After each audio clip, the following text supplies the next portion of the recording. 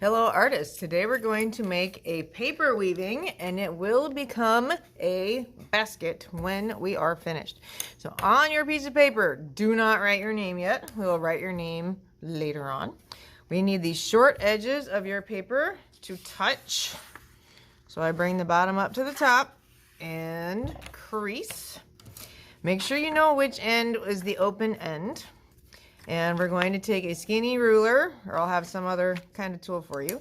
We're laying this at the top and making a light line. So this is as wide as the ruler is, okay? I lay this back down here. You can see ruler's touching the top of the paper. My pencil line's at the bottom of the ruler. Then I'm going to turn my ruler vertically. It's touching the edge of the paper.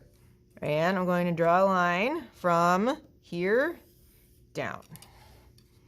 And scooch it. Repeat. The ruler's touching my pencil line. Draw a line. So each line I'm making is as wide as my ruler is.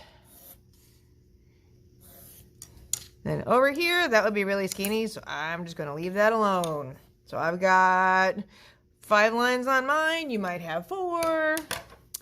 Okay, those lines are touching the fold. Your scissors are also touching the fold, and we are cutting until we hit that top line.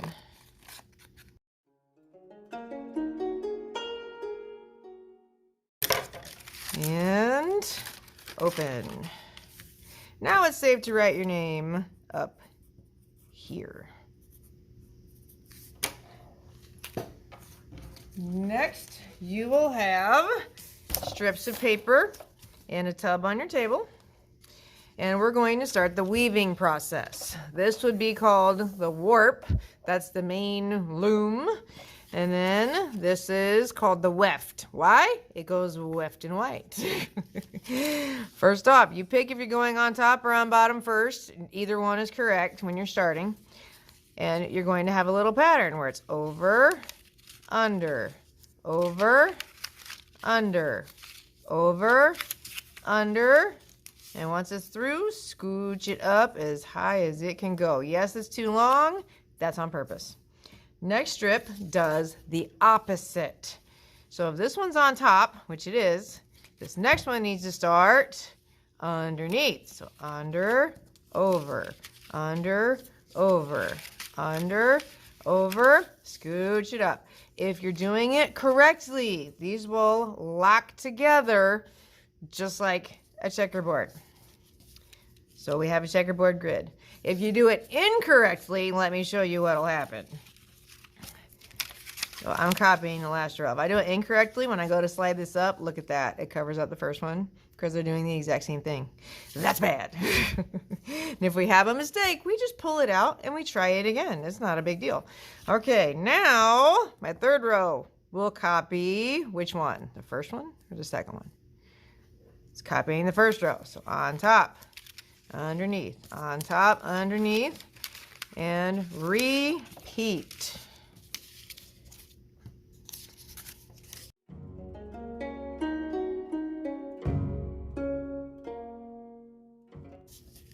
Now the last row is always the hardest one. You want to find the skinniest strip of paper that you can to fit in that last row.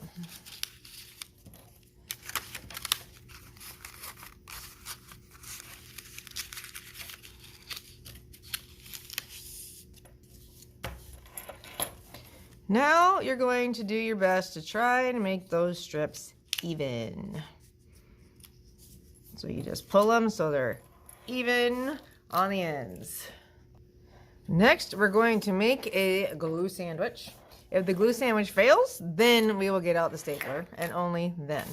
We're going to start with some of the center strips. I'm putting a dot of glue on one strip, then pick one beside it, and we're overlapping them.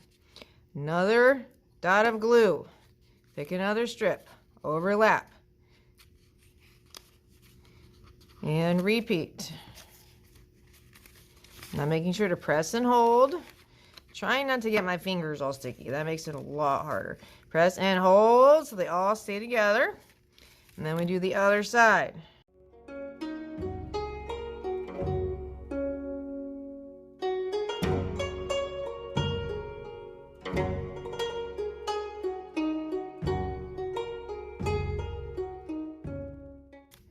Now this part looks a little awkward, it's sticking up. So what I'm going to do is put a line of glue right here and fold it down.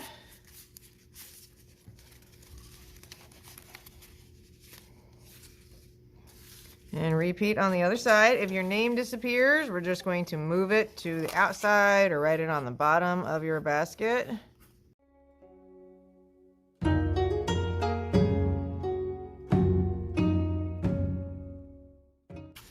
Now, every good basket could use a handle, so we can also use a paper strip, and you decide if you want it to go side to side or this direction. I'm going that way.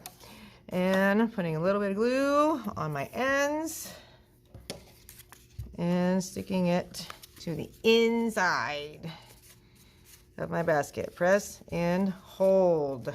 Now you have a beautiful woven paper basket.